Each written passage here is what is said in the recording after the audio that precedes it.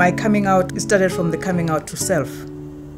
And I found that that was the most important aspect and certainly the most difficult aspect of coming out, because it's the acknowledgement that I'm different and different in this particular way. So that torment was more, for me, deeper and much more intense to self. And when I overcame that, I overcame the most difficult aspect of coming out.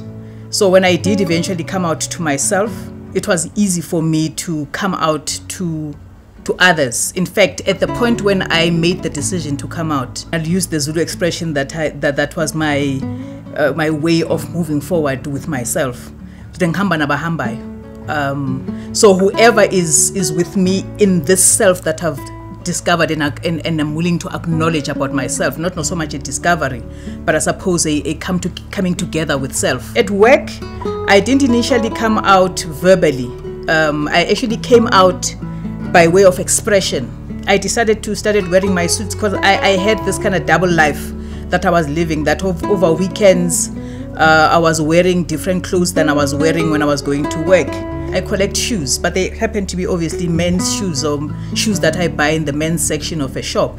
And I started wearing those without saying anything to a lot of people.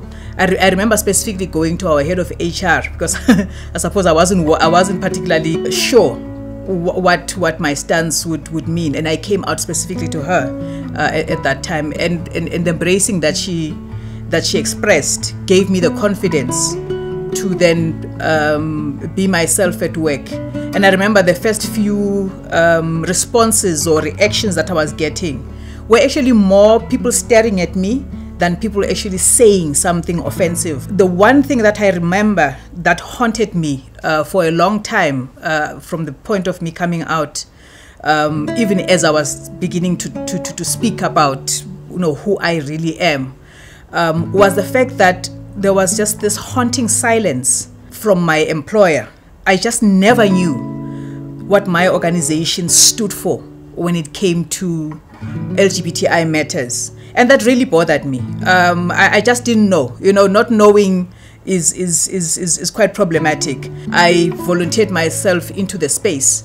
In fact, I put my head on the block because I dared, even in the midst of that silence, of the context of not knowing what it would mean for me to be and express myself, because it's one thing to come out to friends and colleagues that you might have closer relationships with and still feel the sense of safety because they'll keep your secret, and it's almost like a mini coming out, because then they still closet you in some respects by keeping your truth to themselves.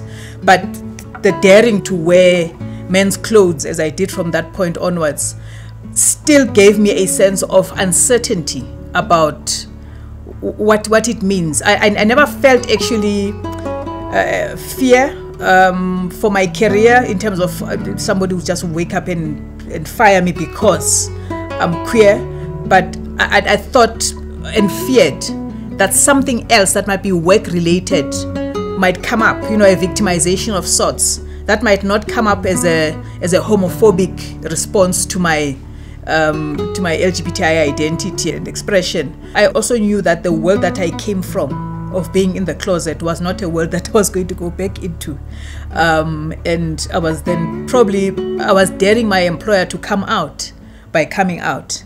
The silence that I referenced was me sort of rattling that cage and saying, actually, who are you? What do you stand for? Without saying that.